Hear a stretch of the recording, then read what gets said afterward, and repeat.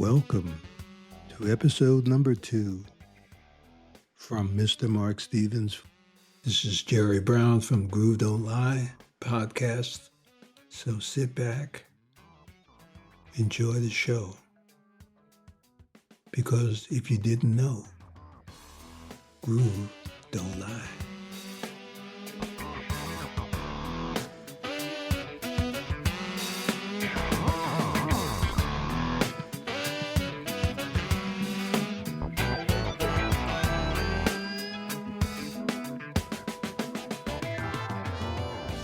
But you know how it is. Sometimes it's a snowstorm, and it's like, what's happening? But this year has been really, I've been lucky. This year has been really bouncing around between one thing and the other, and having a lot of fun doing it. So still having some fun.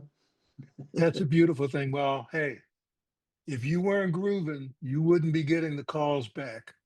It's all about the groove, man. It is. It's all about the groove, and when you're grooving, the payback is the callback. That's right. Dig it. Payback and the callback, man. So I was just curious if there's like in any of the numerous people that you've performed with, who or what artists were the challenged you the most with their groove, and I'm just curious, like of all the artists, like who challenged you the most? Well, there's a couple. First of all, when I got to start working with George Duke, he was a hero of mine coming up when I came to LA, right? He was producing number one R&B hits and jazz fusion records and you name it, man, television show, everything, movies, George was my hero. And so to start working with him and now some of his material, because he played with Zappa, right? So that you can hear that influence in some of his tunes with odd time signatures, and it was quite tricky, like this tune called Bus Tours, and there's a few others. George's music was sophisticated. So, and he being such a hero too, it's like, oh, better be on your P's and Q's, hate to disappoint your hero. So, and that was a great thing. Plus to stay out of his way, right? But give him what he needs as a second guy, to boost the music and whatnot, And I tell you, one of the highlights of my life is we did the Montreux Jazz Festival, and they did this Casino Lights '99 album, and so we did a concert there, and one of the tunes was Brazilian Love Affair, and he did it with Gabriela Anders singing on. It's on YouTube, big clip, millions of views and stuff, and it's like we played the show and everything. I thought that went pretty good, And he called me a couple months later. We were on the road with Stanley, actually. He called me in my hotel room. He said, "Mark, it's George Duke." And I was like, "Whoa, hey, man, what's happening?" He said, "You killed this solo. I just had to call you and tell you. You killed it, and we decided to put this song on the record, so it's going on the DVD. It's a great performance. I just had to call you." And I was like, "Man, you just made my year, if not my my life, So to get him to call you and just out of the blue to say, "Man, I dug that," So yeah, that's a moment, and that was a very challenging gig, and all of his music was really terrific. And there's others too, I worked with Take Six for a while. We did a project in that harmony, which we had to, their harmony is 6-part all the time or more, and so it was very specific and it was very beautiful jazz harmony. So that was also a great challenging gig to do, a lot of fun, that one too, for a nice. And how long a period were you on that gig? The Take Six thing, it was just like a seasonal thing, and maybe a summer and fall. It was to support an album they did called Join the Band, I think it was. So it featured, a lot of their stuff doesn't have any instruments, you know. Some of Right. it does. So this was a project that had, you know, band tracks, and then they were singing along with it. So it was kind of specific, and yeah, that was really cool. And I remember Stevie Wonder coming down to the gig. He was a big fan of theirs. He came down a couple of gigs, and he was pitching his tunes afterwards. You know, he said he's got a He DAT. was pitching his Yeah, he said, you tunes. got something I can hook up my DAT player, fellas? And you know, he's talking to Take Six guys. Yeah, I got these tunes. You know, I said, oh man, we're looking for tunes, Stevie. You know, so I'm just a fly on the wall, just there, kind of, you know, getting ready to get out of there, and I'm just hanging around, just seeing what Stevie's gonna do. You know, so he plays these tracks, and it's just some great stuff. And he's just got the story idea. So he's telling the story. Here's a story about a boy in school, you know, and he's being ridiculed or something. And he started, you know, and then he started going, and he starts singing, ah, and you know, it was like, oh man, he created on the spot, you know, and everybody was spellbound, you know, because it was really cool stuff. And I don't know whatever became of it, but just to be there in that moment, as one of the perks of being in it, you know. Yeah, well, I'll just say this quickly about Stevie, which reminded me of like my audition with him. Just Mm-hmm. like I you know, I got the word, and a month before. So anyway, to make a long story short, you know, I knew I mean, he had so many tunes. Yeah. So many I was familiar with, but some not. So I'm listening, you know, da da da da, and you know, oh, here comes the day of the audition and stuff, and of course, you know, uh, when's this going to happen? Oh, it's going to happen at 12. Oh, 12 on a day? No, 12 at midnight. Oh, okay, Right. right. And then he comes in at 3 in the morning. Hey, you know, da, Right. da, da. So Notorious. and, you know, and Nate Watts is there. So anyway, I'm expecting to play these songs for like an hour. It Mm-hmm. was only an hour. He didn't play any of his songs. Right. You just want to jam, play giant steps or something. He did giant steps and stuff and changing tempos and stuff like that. Right. He wanted to see how good you were with following it. Mm-hmm. But anyway, Yeah. that's you Well, know my he's one of the chosen ones. You know what I mean? His talent is just he's yeah. he's a thank God for Stevie Wonder type of thing, you know. And he's been around. I've never done. We've played together on stage a few times, but not. I've never done his gig. You know, that would be something to because he played Another so many tunes. You know. okay, so I may come back to these grooves, but you know of what challenged you. But my next question is there are there people who are either with us or not with us that you would love to have played with or look forward to having the opportunity to groove with them? And you just mentioned Stevie. Yeah. Um. Well, yeah, sure. There's a lot of great artists. I mean, I like John Mayer. You know, I think that would be a lot of fun. I like Sting a lot. He's got a lot of great material and really great stuff. And there's a number of people, man. There's so many great artists that I would love to play with. Yeah, you know, jazz people too. Um, you know. So yes, of course, call me, somebody. Call me, son. Call Mark. Call Mark. You know, so could you say or talk about the groove of playing with George, and that must George Duke, and that must have been incredible that you're performing with a hero, Yeah. and they have all this facility, Oh man. but they want you there, Yeah. and you have to allow that Yeah. space Yeah. so that they can do their thing, but you're still grooving. Right. And So, that doesn't mean you don't get a solo. When you get a solo, he wants it. Of course, it's got to be, you know, you want it to be up to at least that level, right? With George, which is really saying something. Otherwise, you know, why have somebody play, you know, if it's not going to be up to par, right? So that's a challenge, right? You know, George is listening to your every note, you know. So there's that. There's that pressure.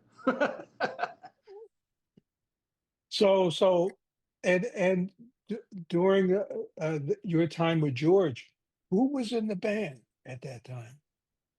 Yeah, that was it was Lenny Castro, uh, Ooh, Jeff Lee Johnson on guitar. oh, God bless him. Yeah, Yes, rest in peace. Larry Campbell, right? yes. Um, Fantastic musician, Larry. Rick Jordan on drums, and Ah, then George, and then me. Yeah, and then he had Gabriela Anders, vocalist from Argentina, sing on the couple things, you know. So yeah, wow. and we did, you know, we did some clubs. We did Kimball's, I think, or Yoshi's and that kind of stuff. And then we went to Montreux and did some work. And then George, when Stanley was writing Undercover Brother, you know, he wanted Right. George to play on it. And he said, George, you know, get who you want, you know, for your, we need a second keyboard player too. And so they called me, you know, and I was like, oh, great, man, you know. And that's how I got Stanley's gig. And then we started doing Stanley together and went to Brazil and did all kind of stuff with Stanley. Yeah. One thing leads to Yeah. another, you know? You don't want to say that door is closed, but if one is starting to close, but then another one opens up, Yeah. and it's like you just got to be ready, Yeah. You got to be you ready. know. Just keeping a good frame of mind, you know, because you never know, you know, who's going to be calling when the phone rings, you know? So another question of all the people or many of the people that you played with,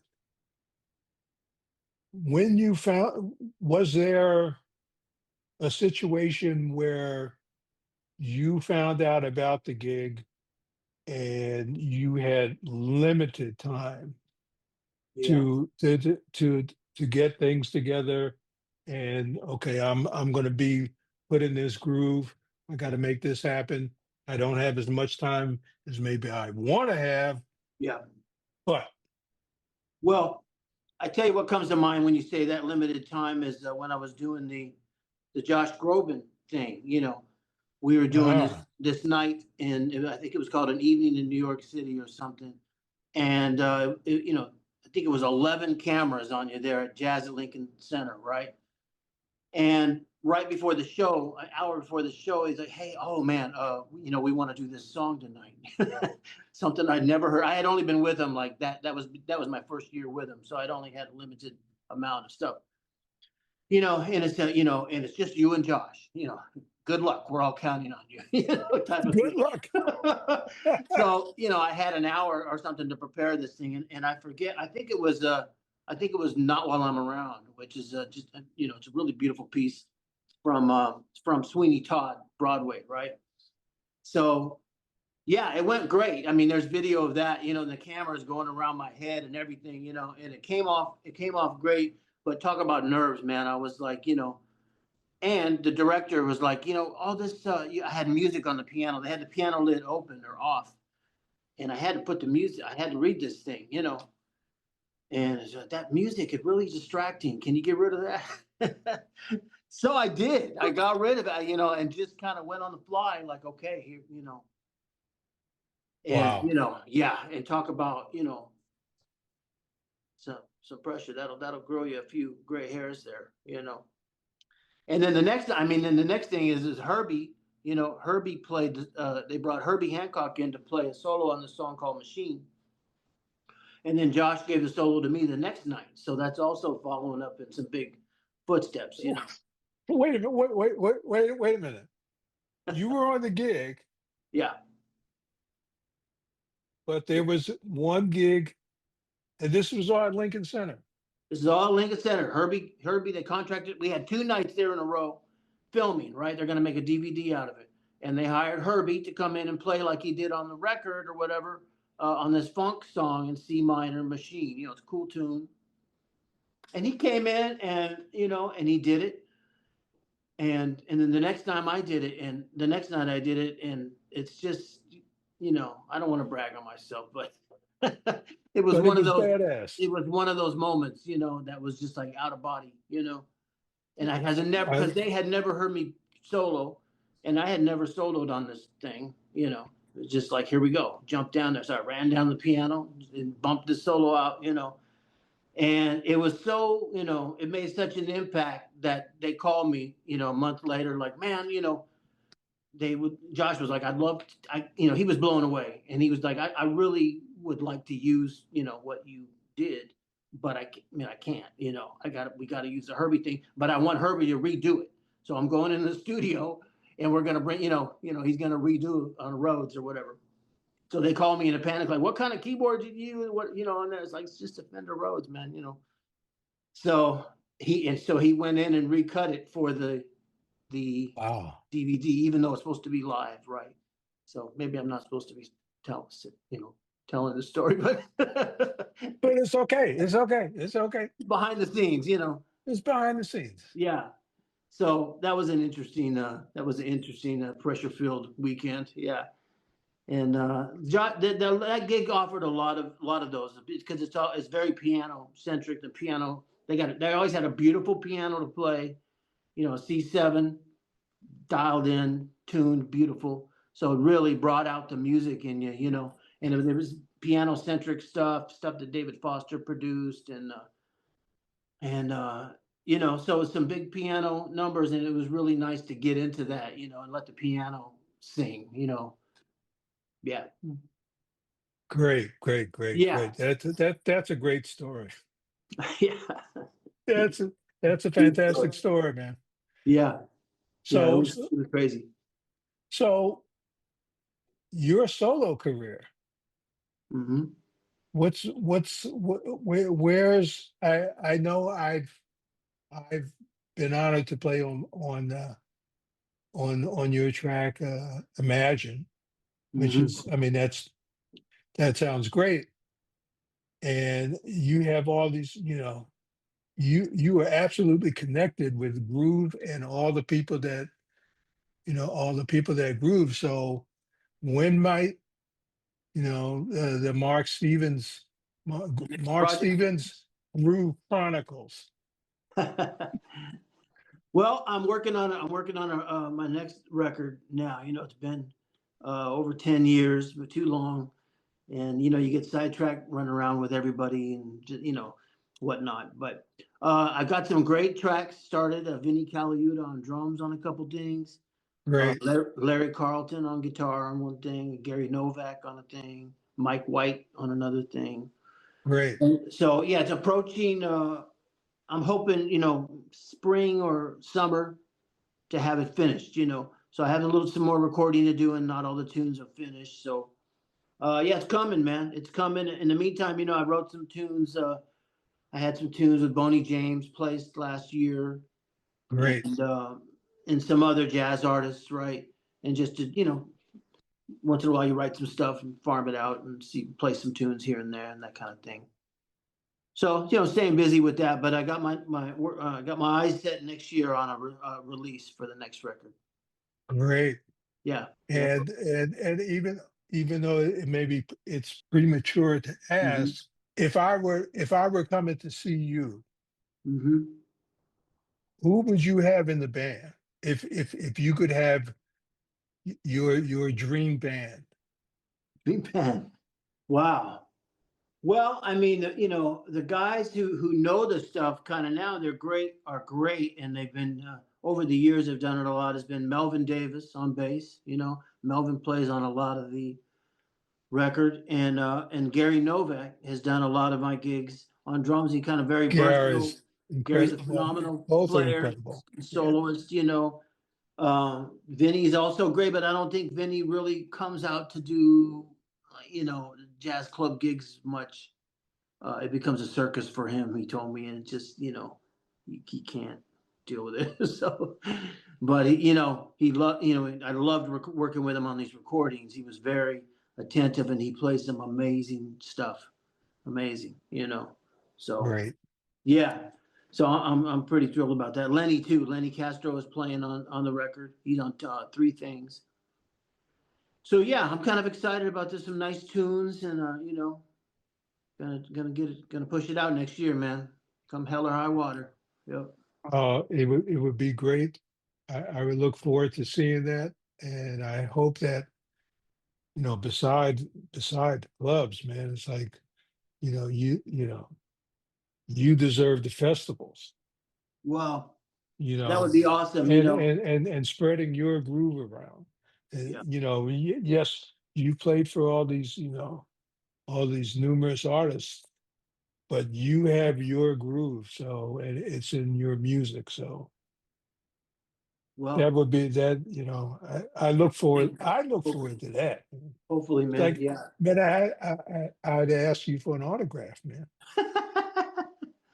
Hey, man, can I get something? Hey, you mentioned one thing I want to bring up. You mentioned challenging gigs, and Yes. I gotta say this is not necessarily musically challenging, but back in the day, I think it was 90 or 91. Uh, I got the gig to do Sheena Easton's gig, right? But I Right. got on the gig, and part of the gig was to leave your position, go to the front of the stage, and do a dance routine with the rest of the band. So, Oh, I attempted it once, and they said, "Yo, Mark, we're gonna send you to a choreographer for some help, okay?" And so I had, went to a choreographer, and because we had to do, had to break out the Running Man stuff and the Roger Rabbit and all this stuff, and I was like, the what, you know? So yeah, so I told my family and friends, and I had people flying in from all over the country, like, oh, I gotta see this, I gotta come see this, man. So yeah, talk about challenging. That was challenging, out of my lane. that was another. I mean, yeah, it was groove with feet. Right. Oh man. And I love dancers. I love dancing and stuff, but I'm not a dancer. Right, So right, right, right. And by the way, was Ron Powell on that gig at the time? um no, it was Terry Santil, if I remember right. Terry Terry Santil. Santil. I think Wow. Alvino Bennett was on it when I first Al, got on it. Alvino. Yes. Yeah. Great drummer, man. Well, they're both Sam great drummers. Sam Sims on bass. Sam Sims, great bassist. Yeah. Yeah, so it was some good folks. Yeah. So, and how long did the dance routine last? Well, I was on the gig for maybe a year, something like that, and then I think I went. And then I got Shaka's gig. I started getting booked up with her, and I loved working with Chaka. She is a force to be reckoned with. She's a force. Man, and so very inspirational. And she's another one who encouraged me to play. Like I want you to, play solo piano here. When we do the jazz festivals, play solo. Like play. And so the first night I played, a nice little moment. This next night she said, "Now, honey, I want you to play." I'm Now, gonna go have, honey. cause I'm gonna go have a cigarette. I was like, "Oh, okay, got it." So then, Okay. then you got to put in about 5 minutes back there. So that's a whole nother thing too. Like everybody's sitting around listening to you playing, so you got to bring something. But they love your groove. Ultimately, that's what they're all saying. It's like we love what you're doing. We love your groove. Yeah, we've So had we've had a so lot of good times. Me, and Shaka, we've had some good. We did a nice jazz thing. Vinny was on drums on that. Melvin, we did a video with BET, a jazz Chaka Khan jazz or something. I think it's called. Yeah, man, she's awesome. just to say what you bring to Diana's gig, and your groove, your texture, of how you voice things. Yeah, I mean, it's like if I would, it's like I could just, as you're playing, sometimes it's like I could just stop. It's like, no, fuck, I can't do that, man. I got to keep playing and shit like that. But it's like I'm hearing you say, it's true, man. Well, I've been really lucky, and of course go way back with Diana. And she would even when I left the gig, she would call once in a while, see, what I'm doing and stuff. She always had a soft spot kind of for me, and so she was really cool. I mean, just out of the blue, I may have told you this before, but I just, was looking for work a couple of years ago or something, and just asked her, emailed her, hey, I'm looking for work, you got anything? She let me see what I could do, and she didn't need me, just threw me up in the band, just play whatever you want. So I just played keyboard. You remember that tour? It was, and we were out for like Yeah. 2, 3 weeks, and that saved my ass, and I'm so thankful to her. And then she just started calling me back to really do the gig back on piano.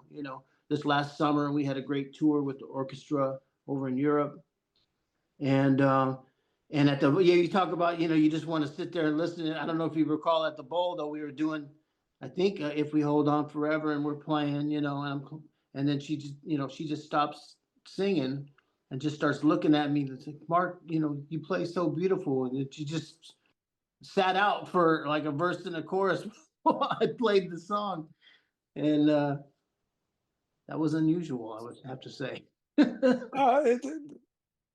You may say unusual, but it says everything about your groove and how you resonate with whatever artist that you're playing for. And yeah, again, it's all about the groove because groove don't lie, man. Yeah, And to get a diva on stage and you're playing and they just stopped in her tracks. Yep. like, It was oh, funny. oh shit. I was uh I was honored, Oh, and I hey, got a soft listen, spot for her. So listen, man. It's an honor to have played with you. It's an honor to play with you. Take any stage, any recording studio, likewise, man. Likewise. and our friendship, man. So Yeah, we've done I a number of gigs together, right? We've done we've done a number. Yes, George Howard, yes. George Stanley, Howard, Stanley Stanley Clark, Clark. We Diana. did Diana, and we did Undercover Brother. That's right. Yeah, yeah. Soundtrack. We did that Yeah. soundtrack and stuff like So that, and our names are up there. yeah, yeah. That's Yeah, right. We got some you know, history. we got history, and Yes, it's my we honor got more, too. and we got more history coming up in December, and I don't know if you heard the stuff in January, Right, right. Yeah, definitely, man. and this and Yeah, there's some stuff in February. So right. anyway, I just want to say it's very it's humorous in that you say you play with these people and you play and obviously you're playing your ass off, and then maybe a month later they may come back to you and say, "Yeah, Mark, yeah, man, Right. man, Yeah, we gotta have Herbie on there, but man, we gotta have you, man, we gotta have you." So yeah. Yeah, it's it's what can you say? We've had some fun. It's all and once it's just talk about the groove too, with me, you get nervous about some of these situations, but when you focus on the music, the groove, you focus in there, and then everything else starts to fade away, all the distractions. And if you can jump in that groove, it's like a river you jump in, and just flow with that. yeah, yeah, That yeah. Don't go against it. No, don't go Don't go. against No, it. no, no, no. Try to flow with it, and so you get in there, and then you can forget about everything else, and that's when the good things happen. And true, and just serving the music, you Yeah, know, that's right. So Right. anyway, listen, man. Blessings to you. Blessings to your family. Thank you Thank you. so much, man. Yeah, And absolutely. somehow maybe to maybe with Melvin, you like to have you and Melvin and talk about some Chaka Chronicles. Yeah. You know, Oh man, um, yeah. Melvin's been on the gig longer than me, and he's got stories. Yeah. I know it's got stories, man. So anyway, listen, Mark, thank you, man. Much love to you and the family. Thank you, And Gerry. I'll be, you know, I'll be seeing you, was it like in December 11th, in a few weeks? Yeah. In a few weeks, man. Right All right, on. thank you, man. Thank you, Right man. on. Thank you for sharing. Absolutely. Thank you so much, man. Because, All and right. because Groove don't lie, man. All right, buddy. All right, brother, man. All right, Thank you. talk to you soon. Yeah, you got Okay. it.